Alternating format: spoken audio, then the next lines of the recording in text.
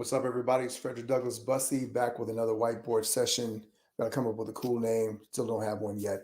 Got to work on that with the branding department. In the meantime, today we're going to be talking about why I built a time machine for my business, and maybe it's time you started thinking about that too. Oh, wait. Well, that was weird. You told me I was live. I guess we are live. Anyway, we're going live. Let's go to work.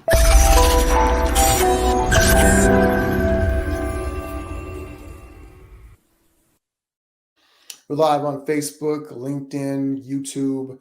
Hello to all you good people who want to welcome me in on this Friday edition of the Whiteboard Sessions. We're going to be talking about why I built a time machine for my business and why you should too. Hi, Amy. Good to see you, as always. If you're watching this for the first time, let us know. If this is your repeat viewer, then we're happy to have you in part of the conversation as well.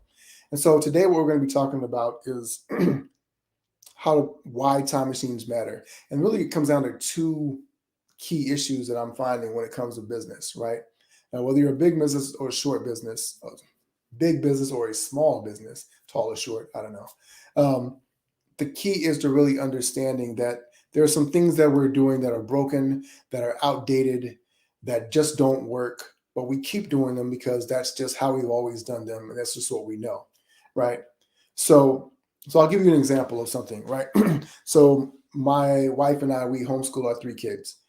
And so the program that we use allows us to set the schedule to go pretty much at any time that they want, right? And so, of course, when you're homeschooled, you have a little bit more flexibility. And there's the question of, do you build the school day in a way that reflects the regular school day so that we ever decided we wanted to send them to a regular school, that's what they will be acclimated to, or do we build it differently? And so one of the things that we've kind of done is kind of look at the scheduling and think about time in a different way, right? And so what we're doing is we're schooling our kids based on a couple of things, a couple of thoughts. One is that you don't want to train children for the world of today. You've got to train them for the world of tomorrow, right? And we can see that the world is rapidly changing. We know that there is more remote work. We know that there are different skill sets that are required. What does that look like, right? But as an entrepreneur also, I believe in entrepreneurship. And I know that my kids may or may not have their own businesses. Ideally, they will. But if they don't, what do they need to be trained for? What are the skill sets they need to have? And in terms of managing their time, managing things like that, having to manage their focus, what does that look like? And it's a challenge because, of course, they're kids and I'm running a business full time. So what does that look like in terms of me being able to do what I'm doing? My wife, who still works outside the home, but will be home at some point soon, right? How do we juggle those schedules and things like that? How do you think about that in terms of business? Now, here's how it relates. For us, we want them to be equipped with the right skills and tool sets to be thinking about things differently. Because if you're going to be a leader in any category, in any industry, in any career, you need to be thinking at a level that's different than everyone else that's going out there. And so this is less about education, but more about how you're thinking about things in terms of your business. Secondly, when I used to have my commercial cleaning company, one of the challenges that I realized was, if I'm going to eventually bring people on to pay them, the fluctuation in time, how long it takes people to do certain things, can be a killer, right? And so one of the things that I started doing was I put my employees on salary. I had a commercial cleaning company, yes, janitorial work, etc., but I put them on salary. So there was a set amount of money they were going to pay. And what I did was I paid them for the job instead of paying them for the hours that they worked.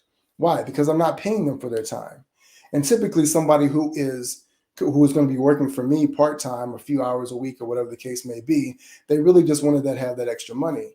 And what I was able to do was create a bargain for them, right? So if I knew that a job required a certain amount of time and a certain intensity, it might take them less than an hour.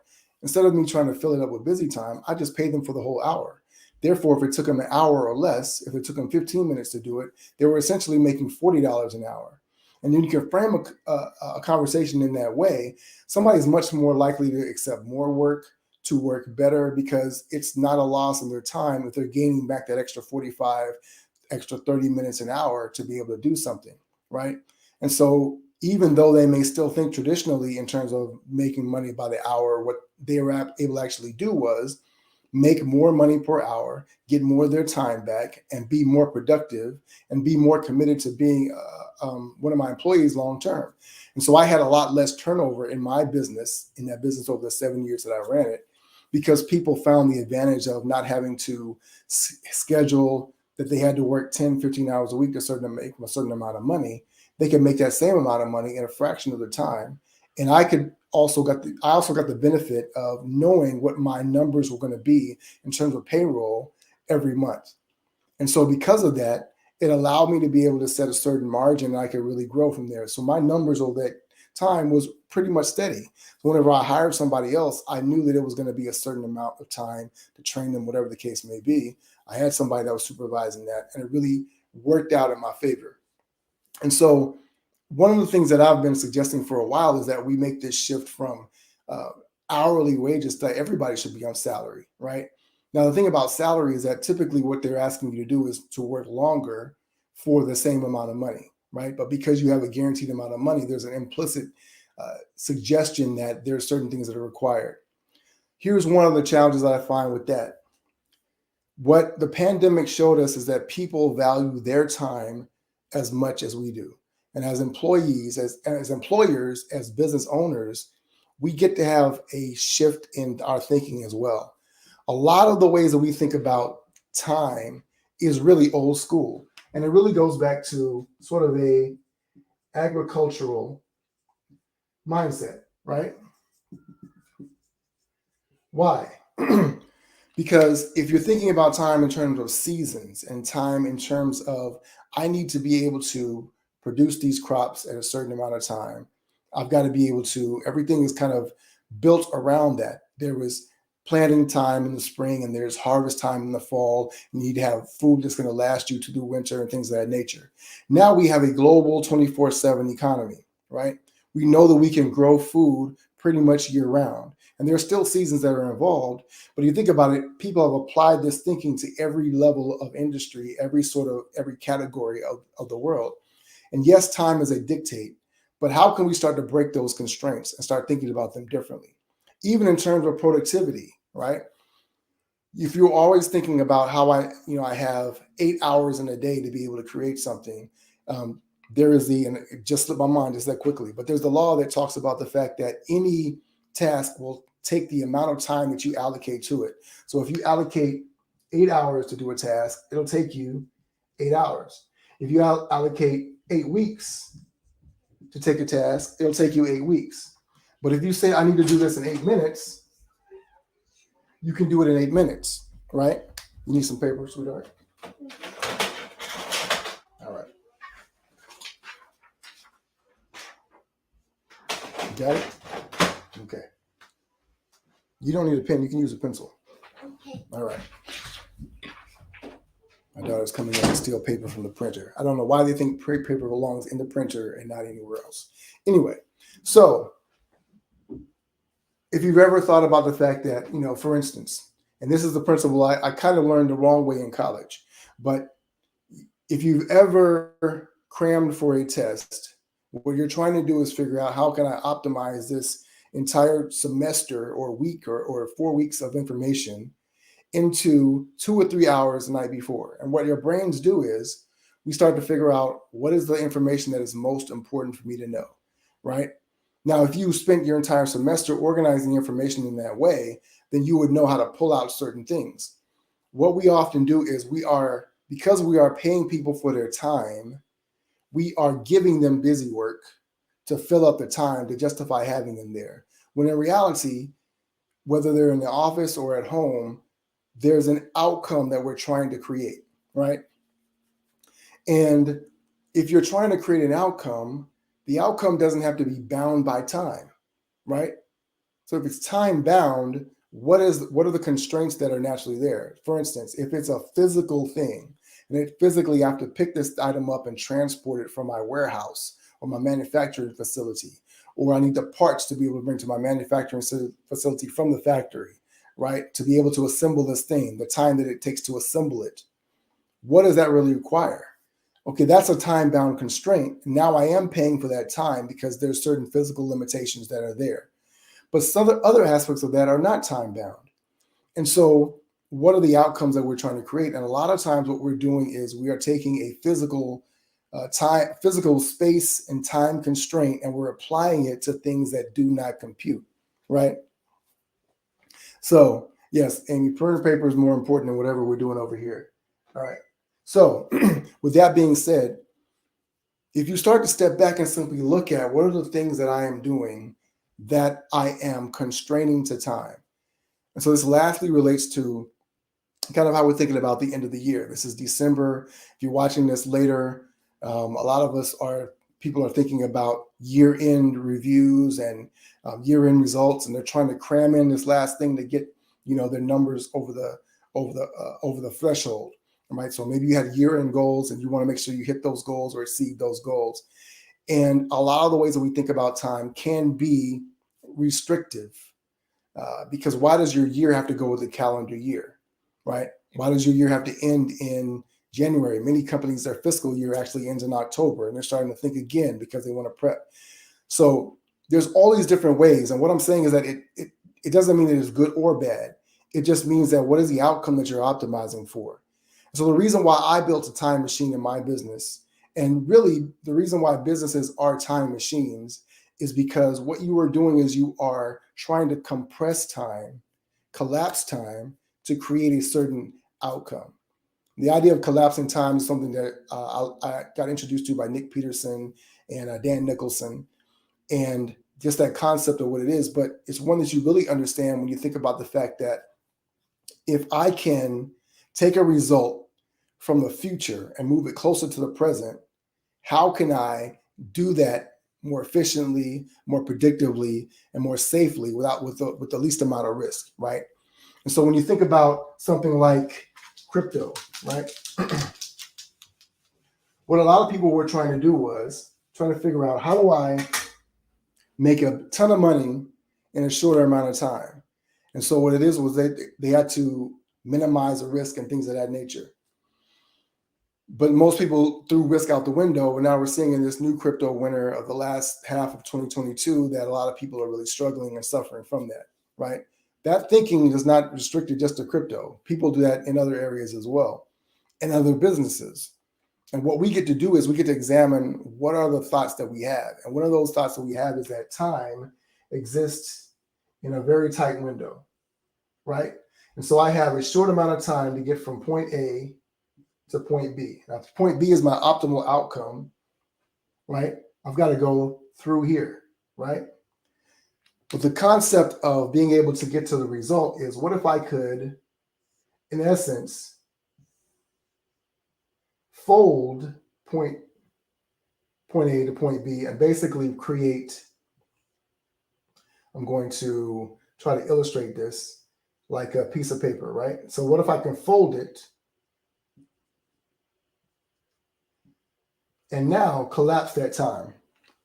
And because I'm more focused on the outcome, B, getting from point A, there's an A, to point B, I'm folding the time here, right? I'm collapsing that. And the way that I'm doing that is because I'm more focused on the outcome that I want than on the actual time I've been told it has to be done. I'll give you a perfect example. We used to mail letters, right? It required time to write the letter, to put it in an envelope, lick it, mail a stamp, put it in to take it to the post. Before they had the Pony Express here in America, they would come and pick it up. You would get a bag full of letters, and then you would ride across the West or however many states or how much territory to get it to the point of destination where it was supposed to go. And so that took time, literal physical time. Now we have the ability to email people. Now we have the ability to send somebody a text. Now we have the ability to do a broadcast like this live where people can watch it in real time. And so what we have done is we have learned how to compress time using technology. And so there are all the different ways of doing that. And then there are other ways that we can do it because there's information that we want, but being able to sift through that information. That's why masterminds, coaching, courses, things of that nature have become such a prevalent part of people's business practices. Reading a book, right? All these are different ways that people are trying to collapse time. However, when you start to think about it in terms of I have to put time in to get something out, you have to start really being able to step back and evaluate what's really the most important thing and the most valuable thing. So what I did was, what I wanted to do was I wanted to be able to collapse time as much as possible, right? So I want a certain outcome. There's a certain revenue goal I want to hit. There's other things that I want to build entrepreneurially. And so in order to do that, instead of me having to take all these different life paths, right? So I have to become a designer, and I have to become an entrepreneur, and I have to become a coach, and I have to become this and a founder in this area and a founder in that area and I found this business over here. How can I compress these things into one and be able to collapse time? And there's a couple of different things that you can do with that, right? So you can have basically, you can use people, resources, and money. These are the three elements you can use to collapse time. And anytime you are looking at something, you're thinking it's going to take me a long time to do it, step back and ask yourself, who do I know? What can I use? Or what can I buy to be able to collapse that time? And that is the three ingredients for building a time machine in your business. Who do I know? What resources are available? What money can I spend, right? What can I invest in that's going to allow me to be able to continue to stack the results and the outcomes that I want? So that's the thought for today. That's how and why I started building my time machine, because there's certain things that I want to be able to create, and in essence, that's what we're all kind of looking to do. If you are growing and scaling a business, what you want to do is you want to be able to buy your time back. Yes, but what you also want to be able to do is collapse the time that it takes to get you from one point to the next. Because if it's going to take you a year to scale your business to be able to hire somebody to do what you need them to do, how can you collapse that time? What are the people, resources, or systems that you can invest in that will allow you to be able to get that back and to be able to move forward more quickly? So let me know if this is valuable for you. Let me know what you're discovering in this conversation. LinkedIn, Facebook. Let me know what you're thinking about. If it is meaningful for you as well. We'll have more conversations around collapsing time and building this time machine, because I think that this is really one of the things that we need to talk about more and more. People are realizing that time is short, that life is precious, that life means to be more meaningful and significant. And so when you're talking about trying to find more talent, hiring talent, being able to scale your business, it's going to be more of a challenge, especially as the economy goes up and down.